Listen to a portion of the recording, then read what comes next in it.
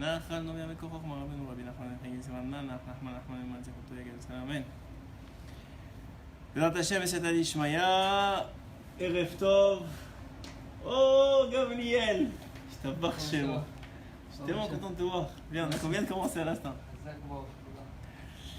Je suis vraiment content de te voir. Comment ça va? Ça va super. Bon, on a commencé le shiur, on va donc Erev Tov à tous. Erev Tov. Et Bezrat Hashem et Seyata Ishmaïa, on a fini la dernière fois un Likutei Moharan, Likutei Moharan 11. Et avant de commencer le Likutei Moharan 12, je voulais faire une petite interruption. Un sujet qui à mon sens est très très important et qui touche beaucoup la génération. C'est vrai que dans le processus de la Géoula, le processus de l'acquisition de l'acquisition du Mashiach, l'acquisition de la réalité de la Géoula, donc de la délivrance finale, il y a un processus qui prend des étapes. Ces étapes, qu'est-ce qu'elles viennent faire? Elles viennent accomplir le tikkun, comme vous savez, la réparation depuis la faute d'Adam Rishon et la réparation du monde finalement. Donc finalement, Hachem, il a un plan. Ce plan-là, il a un début, un milieu, une fin et des étapes entre-temps, avec des protagonistes qui ont leur rôle à jouer, chacun en fonction de leur rôle. Et évidemment, j'essaie de parler plus fort parce que la dernière fois ils m'ont dit que je ne parle pas assez fort. Alors, et évidemment, chacun il a son rôle, on a beaucoup parlé de ça, chacun il a son rôle à jouer, chacun il a son tafkid, et il faut prier et chercher pour le trouver, etc. On a parlé beaucoup de ça déjà. Mais il y a quelque chose qu'il faut comprendre, c'est que, comme c'est rapporté dans la Gemara par Rabbi Akiva, comme je l'ai rapporté aussi en Mitraïa Arvit, et on va commencer par là. On a aujourd'hui l'habitude de dire dans la Chassidoute, c'est une inspiration de Rabbeinu Akadosh et de Rabbi Nachman de Breslev en particulier, mais du Baal Shem Tov avant lui, etc., que tout ce que fait Akadosh Baruch Hu, c'est pour le bien. Ça vient de la Gemara, où Rabbi Akiva dit que Akol Letova. D'où il dit ça? Il y a une histoire très très connue où il voulait dormir dans une ville, il était en voyage, il voulait dormir dans une ville, et les habitants ne l'ont pas accueilli là-bas. Et à ce moment-là, ils ont dit à Rabbi Akiva, non, on ne vous accueille pas. Donc qu'est-ce qu'il a dit? Il a dit, bon, moi je vais aller dormir dans le champ à côté. Il est parti dans la forêt à côté, il s'est accumulé sur un arbre. Il avait trois choses. Je vous la fais très vite parce que c'est vraiment une Gemara que vous devez connaître, parce que presque tout le monde la rapporte. Et il avait trois choses avec lui, pas grand-chose. Il avait un coq, un âne et une lumière pour étudier la Torah et quelques livres. Et arrive et donc la nuit tombe, il fait Arvit, la nuit tombe. Il arrive au moment de la nuit, et là qu'est-ce qui se passe? Un grand vent arrive, il éteint la bougie. Il allume une deuxième fois, un grand vent arrive, il éteint la bougie. Il allume une troisième fois, jusqu'à qu'il ne lui reste plus d'allumettes. Il a dit, bon, il semblerait qu'Hachem, il ne veut pas que j'étudie ce soir. À quoi Tova? Il dit, tout ce qui est fait, c'est pour le bien. Ensuite de ça, arrive une deuxième étape, où il y a un grand bruit, une sorte de tonnerre qui éclate. Et là, à ce moment-là, quoi? L'âne, il s'effraie, il ne comprend pas comment ça s'est passé, mais il s'est détaché et il s'enfuit. Il dit, il semblerait que Hachem veuille que je trouve un autre moyen de locomotion que mon âne demain. Bon, tout ce qu'il fait Hachem, c'est pour le bien. Troisième étape, il y a un loup qui passe par là, il s'endort déjà, il entend qu'il est somnolent, il a déjà fait Kriyat Shema, il y a un loup qui passe par là, il attaque la poule, le coq, qui devait le réveiller le lendemain, il lève avant net, pour faire sa fila le plus tôt possible, il le mange. Et il se retrouve sans coq. Et il se rend compte de ça, et il dit, bon, tout ce que fait Hachem, c'est pour le bien.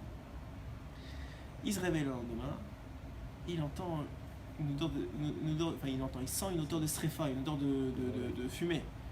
Il se lève, il regarde, et il se rend compte que pendant la nuit, des Cosaques sont venus et ont détruit toute la ville. Et il dit, ah, je vous avais dit, Akol Letova.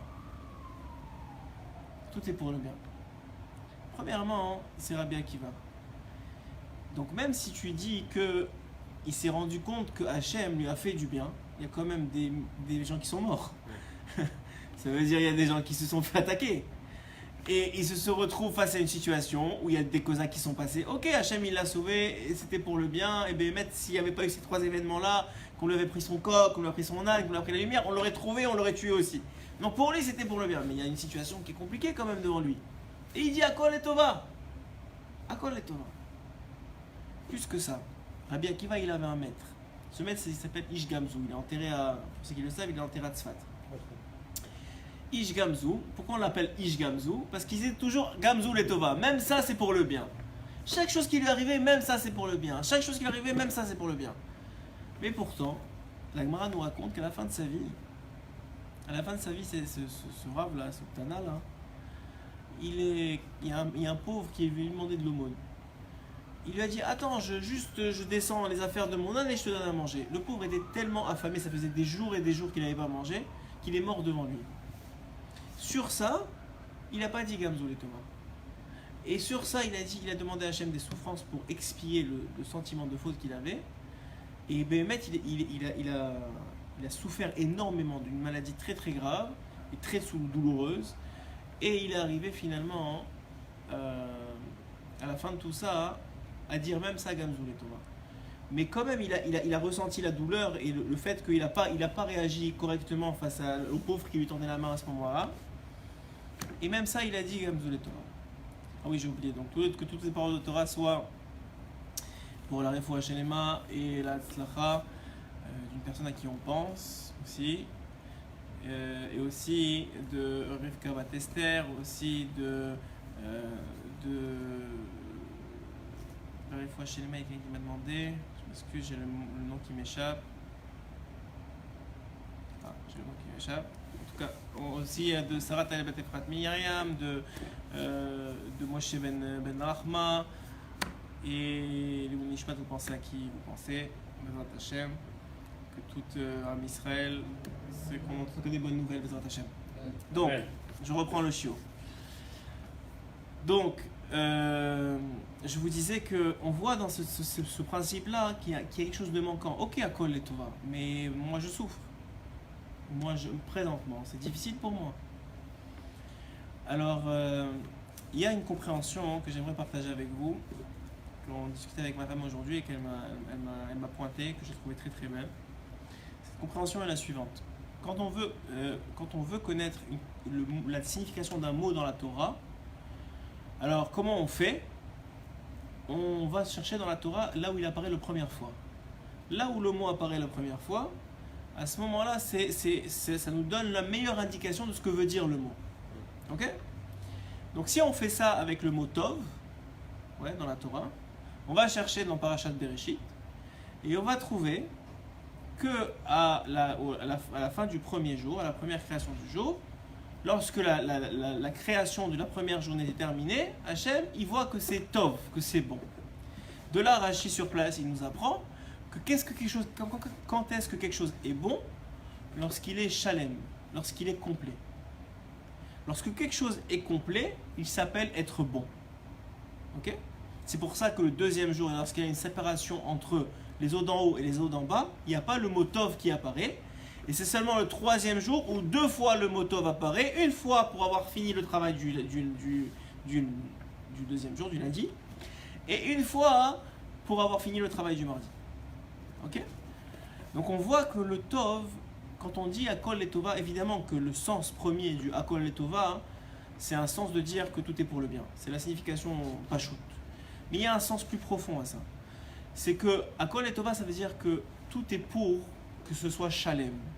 Tout est pour que ce soit complet. Donc en vérité, tout ce qui arrive, et ce qu'a dit Rabbi Akiva, malgré qu'il était dans une scène où il y a eu des milliers de morts, mais ce qu'il est en train de dire, c'est que tout ce qu'a fait Hachem, c'est pour qu'on arrive à la finalité, que tout soit complet, que le tikkun soit complet, que la réparation soit complète. Dans ces gens-là, évidemment, qu'ils avaient quelque chose à réparer, vu comment ils ont traité Rabbi Akiva. Donc cette réparation-là, elle passait des fois par des choses plus difficiles, des fois des choses plus faciles, ça dépend des réparations qu'on a à faire. Mais chaque matzav qu'on a, quand on dit Akol et Tova, c'est pas seulement qu'on est en train de dire ouais bon c'est bon, tout est pour le bien, mais en vérité j'y pense pas un mot. C'est qu'on est en train d'avouer et de reconnaître qu'en vérité tout ce qui est en train de se passer, même si ça a l'air difficile pour moi, c'est dans le processus que Hachem il m'a préparé pour arriver à ma shlemut personnelle, à mon entité personnelle, à me construire, à me finir et à terminer mon tikkun. Donc tous les événements de ma vie sont pour ce but-là. Et comme ils sont pour ce but-là, même si aujourd'hui je ne sens pas le bonheur de la shlemut, C'est tov. Pourquoi? Parce que ça fait partie du processus de l'étova. C'est al-l'étova, c'est pour le bien. Ok? Très bien. Maintenant, il y a un Likutei Moharan qui dit comme ça. Qui Hachem Yitbarach, pourquoi est-ce qu'il a créé le monde? Pourquoi est-ce que Hachem il a créé le monde? Vas-y, dis-moi, Gamliel. Qu'on le serve. S'il avait besoin de serviteurs, il avait les anges, il n'a pas besoin de nous. Les anges, c'est les meilleurs serviteurs du monde. Tu leur dis fais, ils font. Tu leur dis fais pas, ils font pas. Donc, si c'est pour leur servir, il avait les anges. Et c'est connu qu'on est plus grand que les anges. Pourtant, on ne les sert pas aussi bien qu'eux. C'est qu'il y a plus que ça. Selon vous, pourquoi est-ce que Hachem il a créé le monde? Vous avez une idée? On va voir ce que Rabbeinu dit. Qui Hachem Yitbarach mechamad rachamonuto bara et haolam. Hachem Yitbarach, il a créé le monde par miséricorde. Pourquoi? Kiratza legalod rachamonuto. Il voulait dévoiler sa miséricorde. Mais comme il n'y avait personne, il ne pouvait pas la dévoiler. Il voulait dévoiler que c'est quelqu'un d'extraordinaire. Quelqu'un, je vous simplifie ça, mais que c'est une entité, je ne sais pas comment on va appeler ça, c'est Hachem, je veux dire, c'est tout Hachem. Mais il est extraordinaire. Il aime, il veut donner, il est extraordinaire. Mamash extraordinaire. Rachamanuto, il est miséricordieux, mais dans le sens, comme je l'ai dit souvent, de cette somme de volonté positive qu'il veut donner. C'est une centrale nucléaire de volonté positive, Hachem. Je l'ai dit souvent, et c'est ce que Rabbeinu il rapporte. Et quand on étudie Rabbeinu, c'est ce qu'on ressent. Et ce qu'on étudie aussi toute la Chassidoute, que ce soit le Baal Shem Tov ou d'autres. On sent que Hachem, il est bon, il est bien, il est là pour te donner.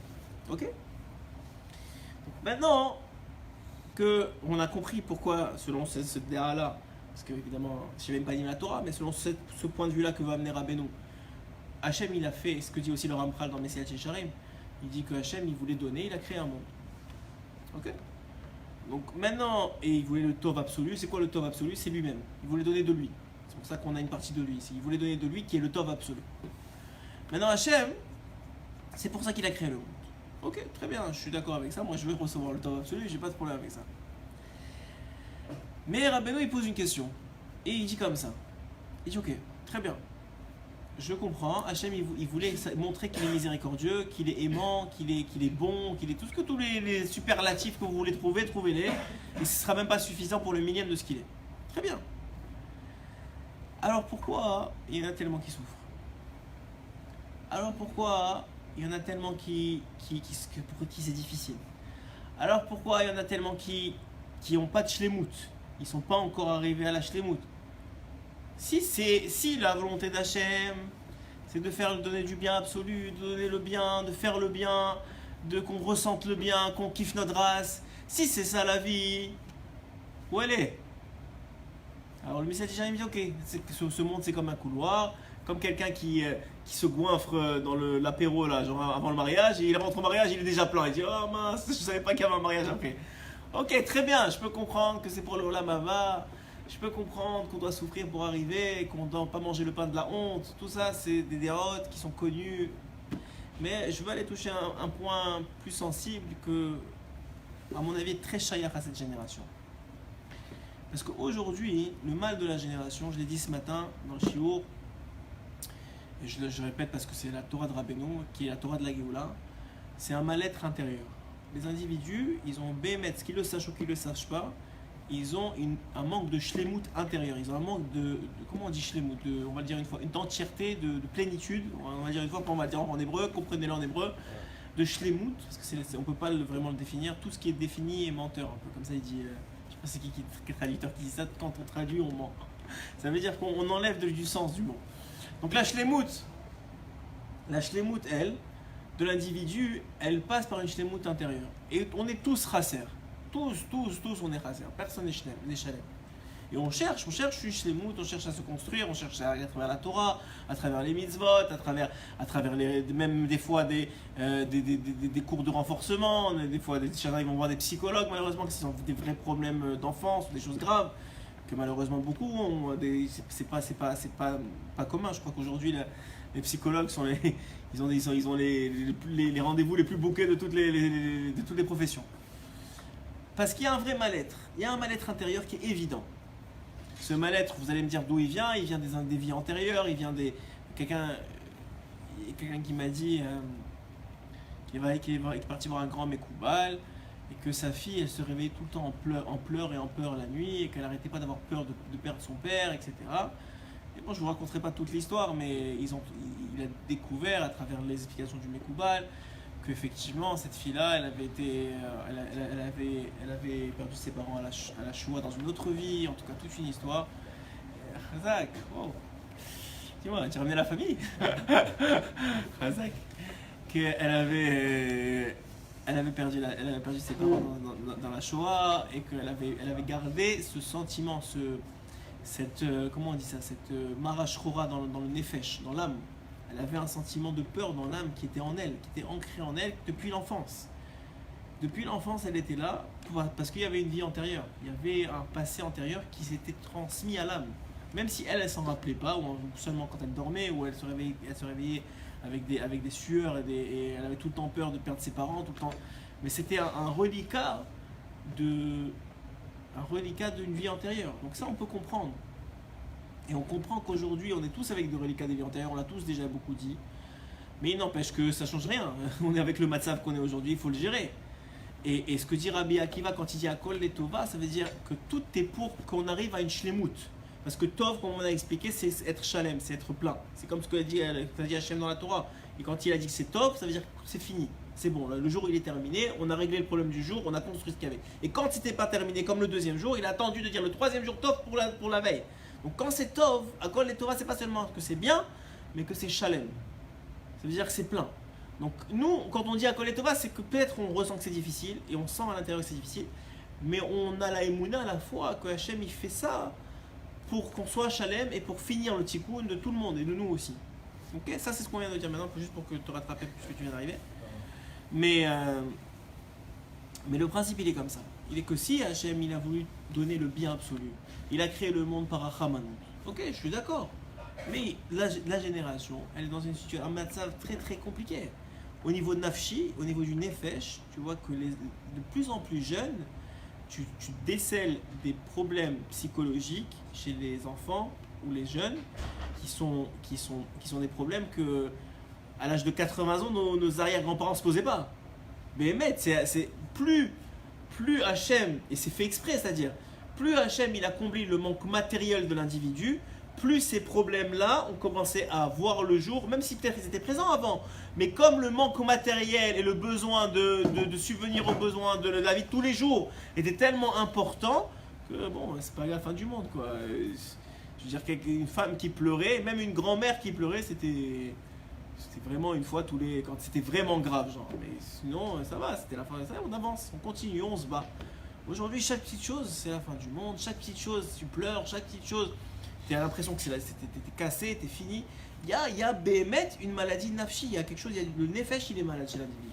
Ouais, on est cholé nefesh, comme ça il dit Rabben. Le plus matériel, pourquoi? Comment ça? Je sais pas compris. Le fait qu'on peut rien pour des petites choses, est-ce qu'on est devenu plus matériel avant de prendre? Je crois pas que c'est ça. Non, je pense pas qu'on est devenu plus matériel. Je pense que le fait d'avoir comblé notre matérialité, c'est-à-dire le corps, le besoin du corps comme tu dis, ça a dévoilé des problèmes spirituels plus importants. Parce que en vérité, tu peux dire ouais, alors le gamin il est gâté. Mais tu sais très bien que le gamin, tout ce qu'il veut, c'est l'amour de son père et de sa mère. Donc s'il avait l'amour de son père et de sa mère, il s'en foutrait du Nintendo. Ouais, ça veut dire il s'en foutrait. Quand il aurait eu son bisou, après il serait assis Nintendo. Mais ça veut dire, vous comprenez que le principe, il est beaucoup plus profond que ça. Et on le voit de plus en plus dans les générations qui viennent. Même nous, j'ai l'impression en tout cas plus fort que ceux qui viennent après nous. J'ai l'impression que nous-mêmes, on est plus forts spirituellement que ceux qui viennent après nous. Et ceux qui viennent après nous, que ceux qui sont plus petits qu'eux, on dirait qu'ils sont plus forts. Ça veut dire, tu te dis, mais où ça va aller? C'est pas possible. Et Rabbeinu, il dit, alors ok, je comprends. Alors si tu vois ça, et tu vois ce matzav là, alors comment tu peux dire que Hachem, il a créé le monde pour le bien? Il a créé le monde pour dévoiler sa miséricorde. Il a créé le monde pour donner. Mais tu vois que de génération en génération, on est de plus en plus faible, on est de plus en plus difficile, on a de plus en plus de cholé nefesh, on a de plus en plus de maladies psychiques, de l'angoisse, de la peur, de la colère des fois, ou des choses qui ressortent. Et tu vois que, alors, je comprends pas. comment ça se fait qu'on ne reçoit pas direct tout et qu'on n'est pas au Gan Eden et que tout va bien, puisque c'est ça la volonté d'Hachem. Et si la Torah le dit, si Hachem le même le dit, et si les Chachamim le disent, c'est que c'est vrai. C'est pas que Rabbeinu ici te dit c'est pas vrai ce qu'ils ont dit les Chachamim, c'est vrai, mais il y a quelque chose qui va pas. Si moi je vois avec mes yeux à moi que la génération elle est de plus en plus faible, qu'elle a de plus en plus de difficultés, que c'est de plus en plus difficile, qu'ils ont plus de maladies psychologiques et qu'ils ont un mal-être qui ressort de plus en plus, comment tu peux me dire que la volonté d'Hachem c'est de donner de plus en plus de bien? Ça c'est la question de Rabbeinu. Maintenant on va y répondre. Il dit Al-Kol Hatzarot She'aover. Ça c'est un commentaire. Ce que je vais vous dire maintenant, ce que je vous ai dit avant c'était Rabbeinu. Maintenant ce que je vais vous dire maintenant c'est un commentaire sur les côtés moraux. Al-Kol Hatzarot She'aover Akol Echad Ve'echad. Sur toutes les difficultés qu'un homme y vit. Ve'akol Abayot Sheyesh Lechol Echad. Et tous les problèmes qu'un homme il a. Adam Roé She'Hashem Ashgiya Alav. Celui qui a de la Emouna, il sait que c'est Hachem qui dirige derrière. Vous savez que dans la Emouna, il y a 3 shlavim. Il y a le fait de savoir que Hachem il a créé le monde et qu'il a fait tout ça bien et que c'est lui qui gère. Ça c'est le premier shlav. Le deuxième shlav, c'est de savoir que Hachem il a fait tous les tova, c'est-à-dire qu'il a un plan et que tu es inscrit dans ce plan et qu'il n'y a rien qui bouge sans que ce soit en accord avec le plan et que le plan il a une finalité qui est bonne, si ce n'est pas que en vérité tout est bon. Et ça c'est après que tu le réalises. Et la troisième chose, c'est que dans chaque chose qui arrive, il y a un message pour toi. Et quand tu cherches le message, c'est le plus haut niveau des Mouna. Quand tu l'as trouvé, c'est bon parce que ça te rapproche d'une façon tellement grande d'Akadosh Baruch Hu que ça devient presque la Yedia, ça devient presque du savoir, c'est plus de la foi. Parce que là tu dis waouh. Par exemple, quelqu'un il me disait quand il est venu ce matin au cours, il me disait dans la voiture j'ai demandé ça, bon je ne vais pas vous dire quoi, mais j'ai demandé ça à Hachem et dans le cours tu as dit ça, j'ai eu ma réponse. Là il a eu de la Yedia, c'est plus de la Emouna, il a compris, cette fille-là elle a été répondue à la Makom. Donc, ça veut dire quoi? Ça veut dire que Bémet, ça devient à ce niveau-là de Emouna, c'est plus de la Emouna après, c'est entre la Emouna et le savoir. C'est entre le fait d'avoir de la foi et le fait de savoir. Non, il dit un homme, au moins, il sait que c'est Hachem. Ok, peut-être il voit pas que c'est un Kol Tova. Ok, il voit pas le message, mais il sait que c'est Hachem. Mais Hachem bara auto, les tov et l'ora. Et les Chachamim, ils nous ont garanti que Hachem, il l'a créé pour le bien et pas pour le mal. Donc même si le gars, toi tu le vois, tu as l'impression qu'il est cassé de tout, de l'intérieur, de l'extérieur, il est cassé. Il est broke financièrement, il est cassé émotionnellement. Même le gars le pire de tout, sache que lui aussi, il a été créé pour son bien et il a été créé pour le bien. Et il a été créé, Hachem il a créé par amour, pas pour lui faire du mal. Même lui. Il y a beaucoup de monde malheureusement qui pensent qu'ils ont été créés pour souffrir. Nivré ou Letzarot, qu'ils ont été créés pour avoir des souffrances. Parce que la vie te convainc de ça. Tu te dis attends, si il m'a créé comme ça fait combien? Ça fait 10 ans que j'ai pas de temps à ça.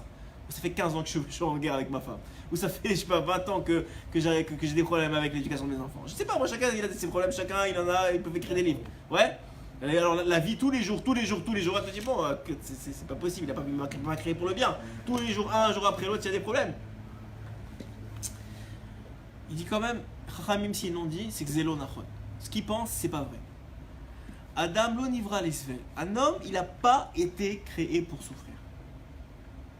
Adam lo nivra l'Etzarot. Il n'a pas été créé pour avoir des Etzarot.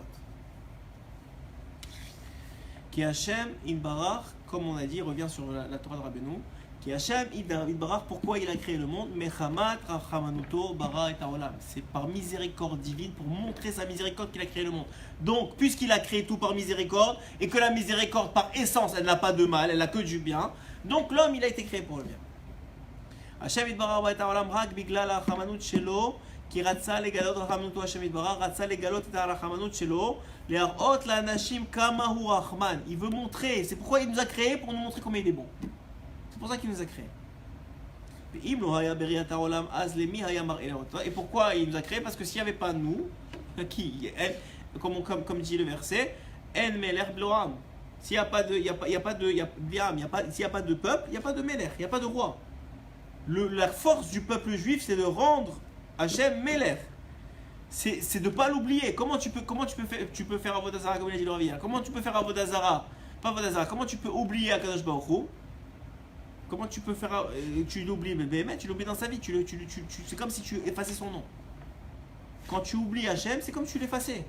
Parce que si tu l'as oublié, même s'il existe, puisque toute l'existence de Dieu elle passe par toi dans ce monde, puisque toi tu l'as oublié, c'est comme s'il n'existe plus. Ça c'est la force du juif. Si un juif il oublie Hachem, c'est comme si tu l'as effacé. Mais il est là, mais ça change rien. Il est là seulement pour toi, il est là parce qu'il t'a créé pour le reconnaître. Toi tu as dit non, j'ai oublié. Tu l'as oublié, c'est comme si tu l'as effacé. C'est comme si tu avais effacé son nom mamache. Même pour, je sais pas, pour un match de foot et tout, par exemple, en stade. Dans chaque matzav où tu es, dit le Messie al-Tchacharim, tu es là, tu as une façon de Roved Hashem. Tu fais du foot, il y a une façon de Roved Hashem. N'importe où tu es dans une.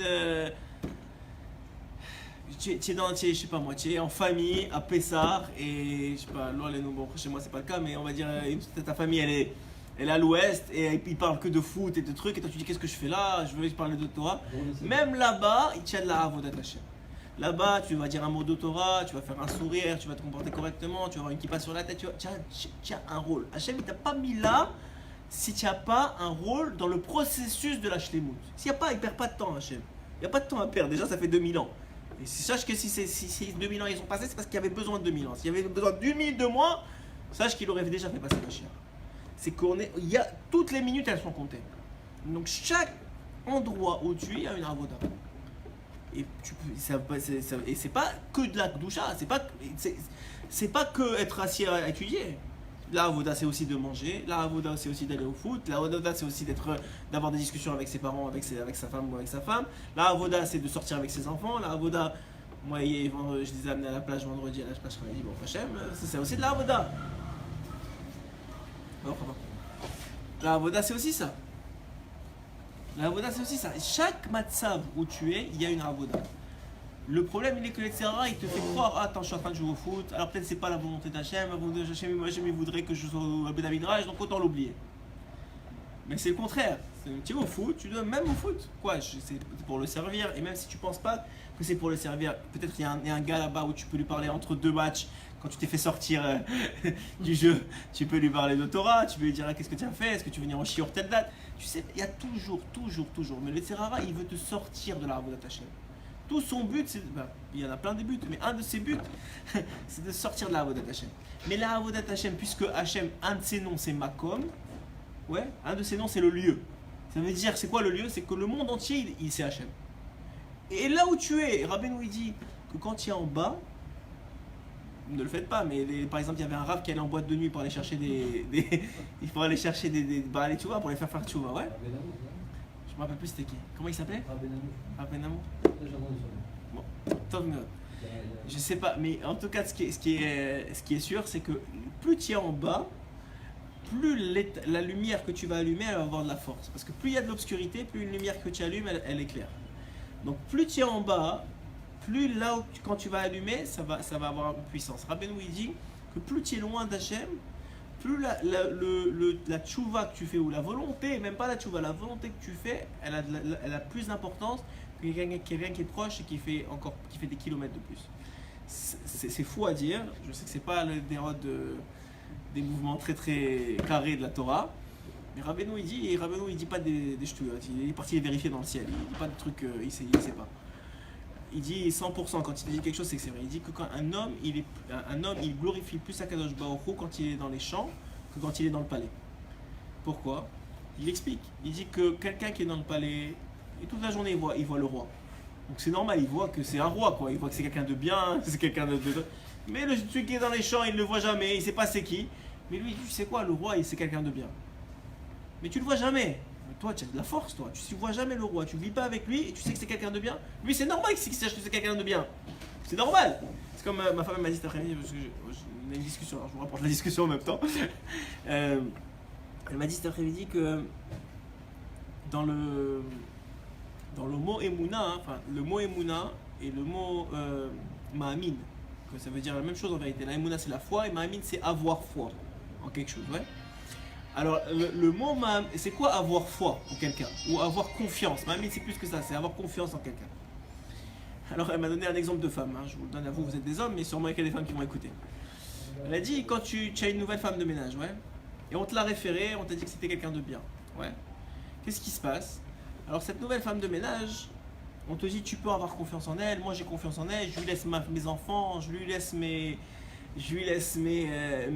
bijoux dehors, je lui laisse tout, j'ai aucun problème, j'ai confiance en elle. J'ai confiance que quoi?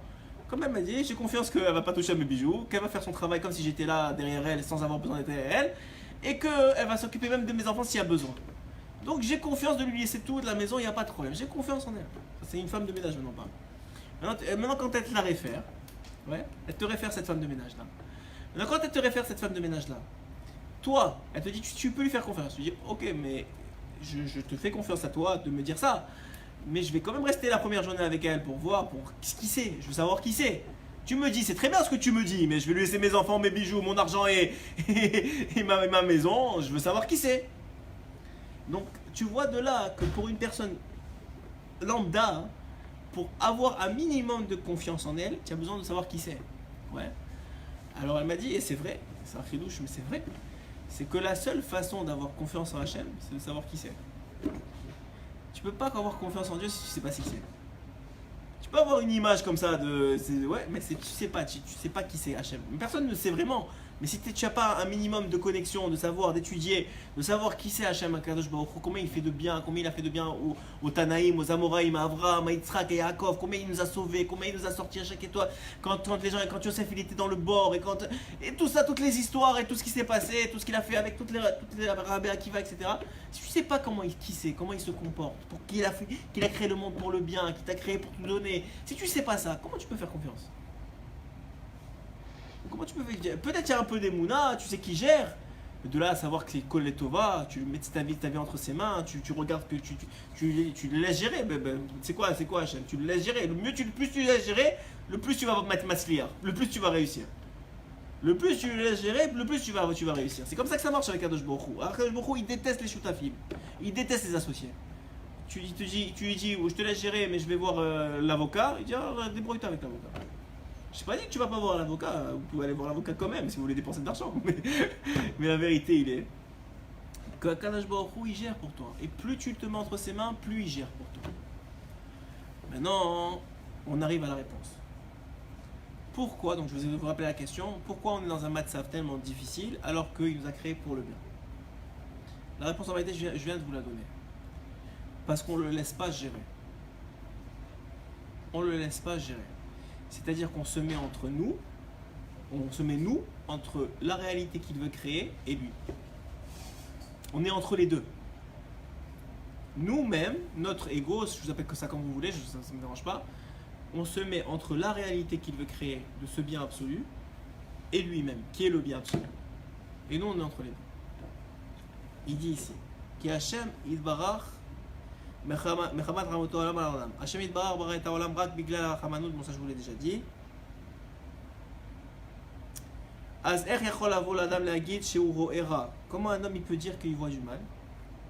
Er yachol avo adam la'agid she'ra lo ba'olam, que c'est mauvais pour lui dans le monde. Comment il peut dire ça? Kol ha'bria haïta rak kedei legalot ha'rachamanout. Toute la création, elle est juste pour dévoiler la bonté d'Hachem. Les fruits, les légumes, les milliards de paysages, les goûts, les couleurs, tout ce que vous voulez. Nous, on est en face de la mer Baruch Hashem. Tout ça, c'est juste pour dévoiler la grandeur d'Hachem. Combien il est bon, c'est pour toi, c'est pour toi, c'est pour toi Gamliel, c'est pour vous, c'est pour toi, c'est pour moi. Que chaque poisson il a été créé, qu'il est maintenu en vie, que chaque souk de poisson il a été créé, que chaque fruit il a été créé, que chaque souk de fruit il a été créé. C'est juste pour nous. Alors pourquoi? Alors voilà ce qu'il dit. Il dit qu'un homme, il utilise les kochot que Hachem il lui donne dans le mauvais sens. Hachem, il donne à l'homme des forces spirituelles extrêmement élevées. Extrêmement élevées. Des forces, on en a parlé déjà une fois, de ira, de crainte. Des forces de ahava, d'amour. Des forces de kavod même, d'honneur. Des forces de joie, de simra. Des forces de hatzvut, de tristesse. Tout ça, c'est en toi. Tu es créé avec des forces, tu es créé avec des compartiments, on appelle ça l'intelligence émotionnelle, vous appelez ça comme vous voulez. Tu es créé avec une intelligence émotionnelle très très importante, surtout le juif. Très très très forte. Pourquoi? Pourquoi tu es créé avec ça? Tu es créé avec cette intelligence-là, justement pour servir le projet divin. Pour servir le projet divin. Pour arriver à la shlemut. Qu'est-ce que ça veut dire? Ça veut dire que Hachem, il a dit, regarde, comment tu penses que tu vas me dévoiler? Quand tu m'aimes, tu me dévoiles. Quand tu me crains, tu me dévoiles. Quand tu me redonnes le kavod que les gens ils t'ont donné parce que tu as étudié la Torah, tu me dévoiles. Quand tu te comportes avec gentillesse, amour avec les autres et que tu es juif, sachez qu'on va savoir, mais tu me dévoiles. Quand tu m'imites, tu me dévoiles. Quand tu me pries, tu me dévoiles. Quand tu utilises les forces que je t'ai données, tu me dévoiles. Quand tu les utilises pour le bien, tu me dévoiles. La force du juif, c'est de pouvoir dévoiler avec chaque force qu'il a dans lui, dans son nefesh, à Kadosh Baruch. Mais l'homme, il veut pas, il y a un bug dans le système. Il y a une question? Non. Le stockage est saturé. C'est pas grave ça. Mais le principe il est comme ça. Le principe il est que quand un individu il n'utilise pas ces forces-là dans le derech HaKadosh Baruch Hu, parce que l'Aïra c'est pour de l'Aïrat Shamaim, la Hava c'est pour de la Havat Shamaim, et la Havat de tes frères, de tes sœurs, des juifs, ça commence par ta femme, tes enfants. Si ce potentiel d'amour il n'est pas distribué correctement, Rabbeinu il dit il va tomber, il va nofel. Où est-ce qu'il va nofel? Il va nofel dans ce monde-ci. Ce monde-ci qui est finalement le meilleur moyen d'oublier Akadosh Baruch Hu, qui est le meilleur écran pour Akadosh Baruch Hu. Comment ça fonctionne? Je vous donne un exemple. Quelqu'un, en vérité c'est l'exemple qu'il donne ici. Quelqu'un, il a un potentiel d'avoir une Hirat Shamayim, d'avoir de la crainte du ciel. C'est quoi avoir la crainte du ciel? On va l'expliquer en 2 mots, après ça on va revenir à l'exemple. La crainte du ciel c'est comme ça. Dans la Gemara c'est écrit, il y a une histoire à propos de 2 sages. Il me semble que c'est Rabbi Zera et son élève, mais je ne me rappelle pas complètement, je ne vais pas dire de bêtises. Mais en tout cas entre 2 sages, un maître et son élève, sont en train de marcher sur la route. Et ils arrivent au chouk. Et au chouk, il y a une histoire, un voleur qui passe par là, il attrape un truc, il se fait courir après, et l'élève il a peur. La situation lui fait peur. Le maître il le regarde en souriant, il lui dit, dis-moi toi, tu as des fautes sur toi. Il dit pourquoi? Il lui dit parce que si tu as peur, c'est que tu es porteur de fautes, de Averot. Les Averot ça apporte la peur. Il lui dit, mais attends, c'est écrit dans Shlomo HaMelech, il a dit, heureux Ashrei Haïsh, heureux celui qui mefachet tamid, qui a toujours peur. Pourquoi tu me dis que maintenant c'est pas bien d'avoir peur? Mais c'est écrit, Shlomo HaMelech, il a dit, heureux celui qui a toujours peur. Il lui répond, Shlomo HaMelech, il a parlé Bedivrei Torah. Peur de Divrei Torah. Qu'est-ce que ça veut dire, peur de Divrei Torah? Rashi sur place et Tosfot ils ont une marloquette, à savoir qu'est-ce que ça veut dire. Rashi il dit peur d'oublier la Torah que tu as étudiée, et Tosfot il dit non, peur de transgresser la Torah, ça veut dire peur de la faute, peur de la vera.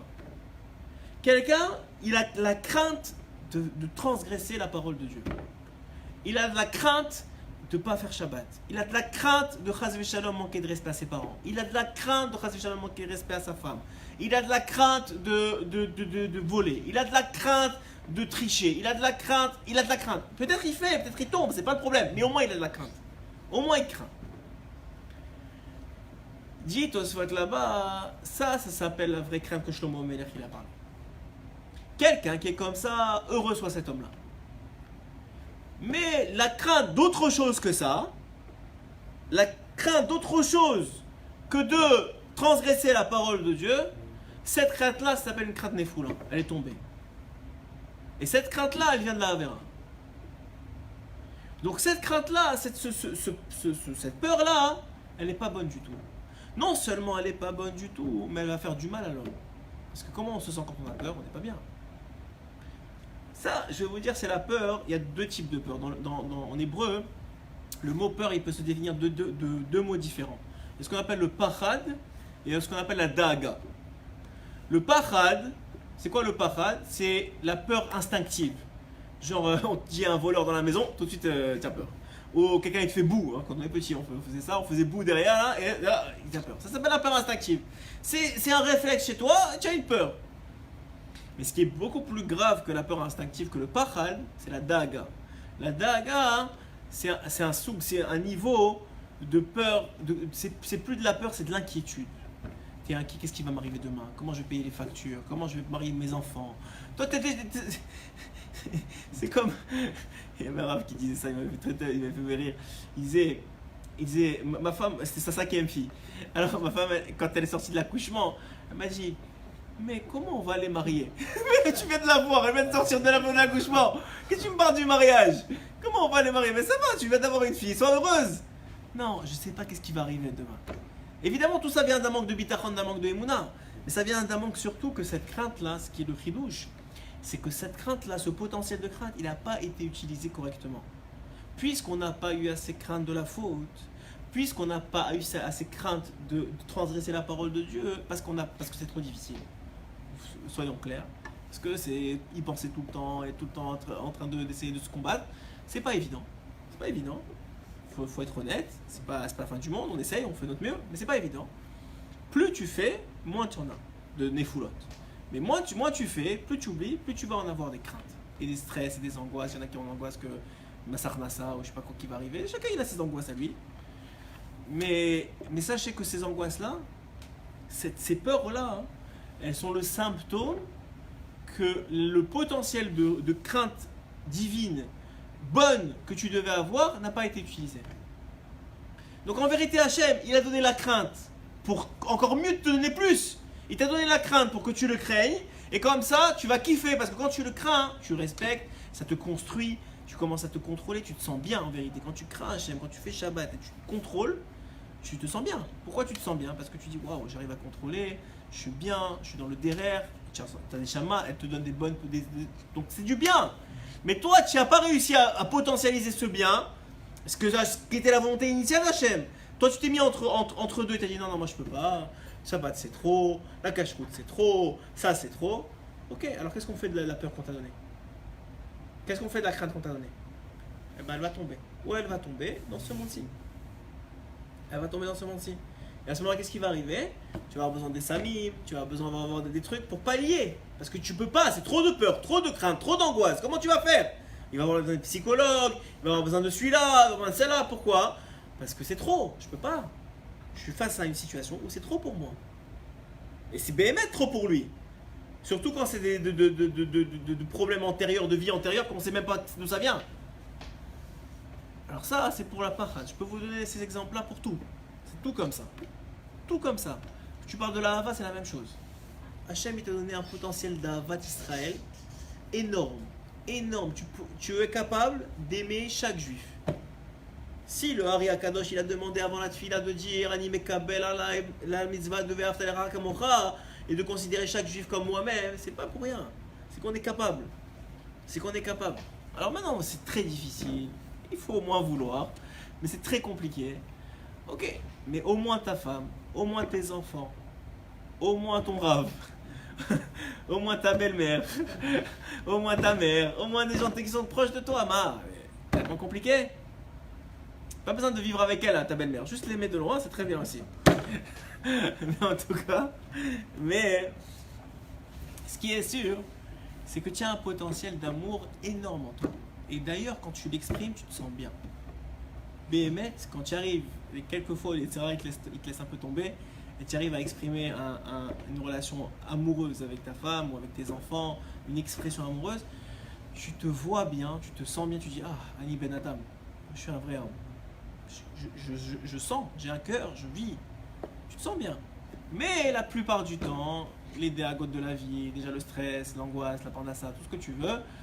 Et aussi, quand t'as pas tout le temps éduqué comme ça, qu'il faut exprimer tes sentiments et que c'est pas tellement bien, chacun il a ses problèmes d'enfance.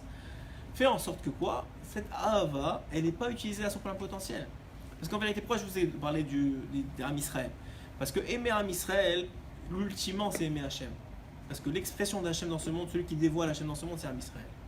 Et comme Hachem, c'est bien de dire ouais, je t'aime, mais en vérité, tu le vois pas, il n'y a personne qui te parle et tu pourrais dire j'aime le mur.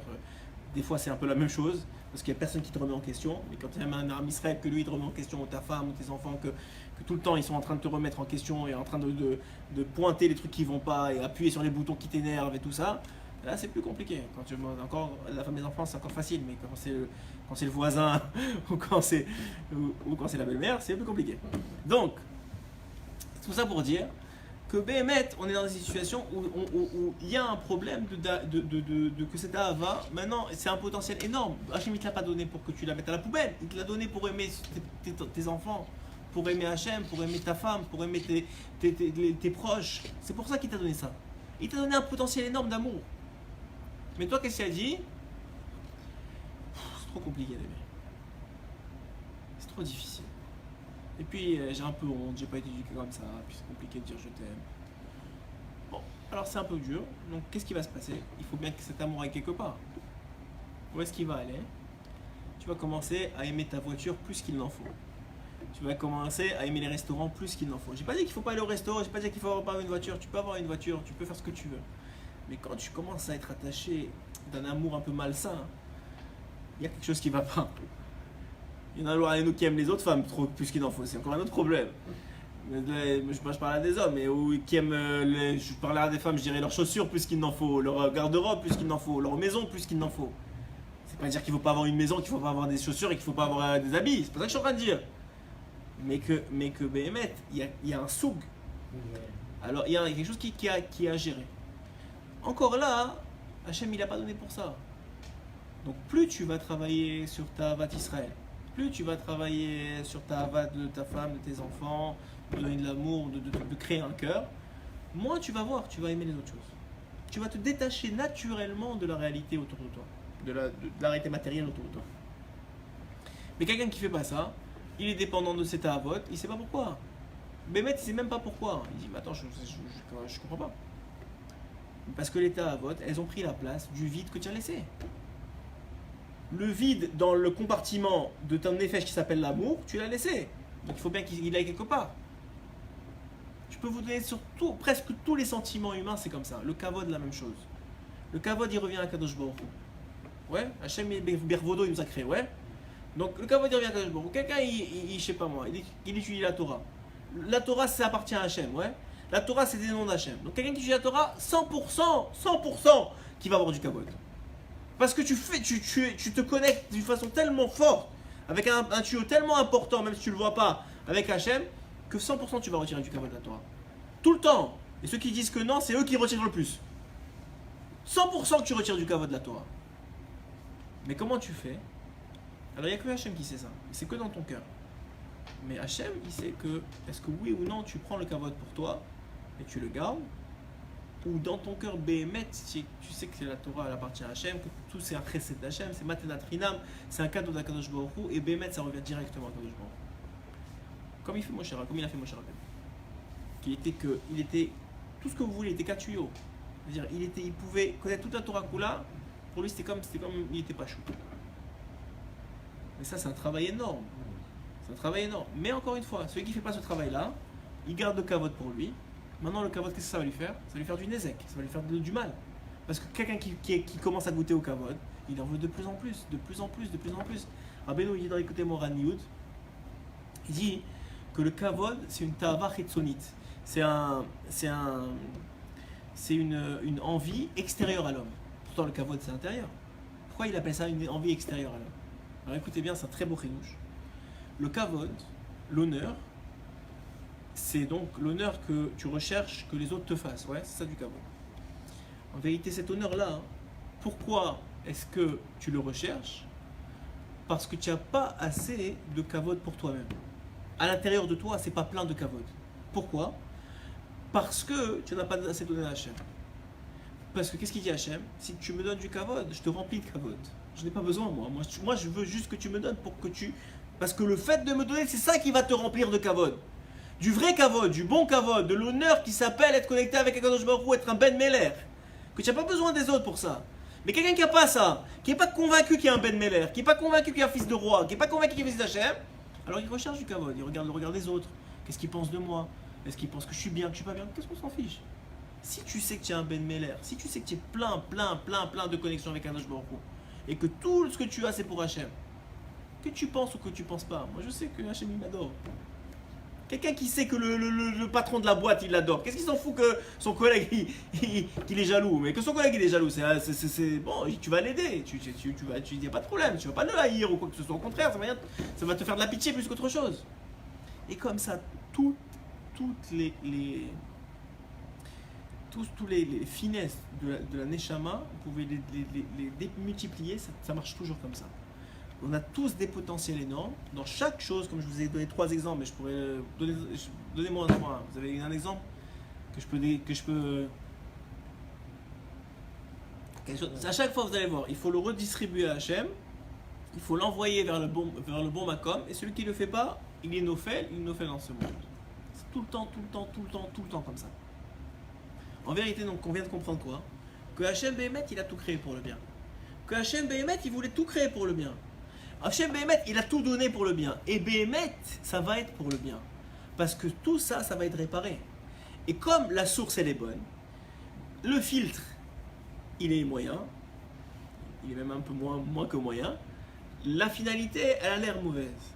Mais ce qu'on ne comprend pas, hein, ce qui est très beau, c'est qu'à chaque fois que la lumière, elle passe, elle nettoie le filtre.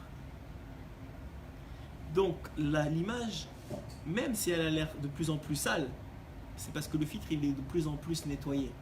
Et le jour où il va être complètement chalem, il va être complètement nettoyé, l'image elle sera parfaite. Donc en vérité, nous on croit qu'on est de pire en pire. Pourquoi? Parce qu'on voit de plus en plus de saleté. On voit des gens qui sont de plus en plus angoissés, qui ont de plus en plus de peur, qui ont de plus en plus d'envie de choses qu'on n'a jamais vues dans notre vie. Des trucs que même on n'a jamais pensé. Des gens qui s'habillent d'une façon... Bon, ouais. Et tu te dis, mais attends, je comprends pas. Jamais on a vu ça. Mais parce que le filtre, il est en train de se nettoyer. Au fur et à mesure, le filtre est en train de se nettoyer. La seule chose, c'est encore un chidouche de ma femme, la seule chose, décidément c'est son chiour ce soir, la seule chose, que Hachem la bénisse. Alors, la seule chose, c'est que l'individu,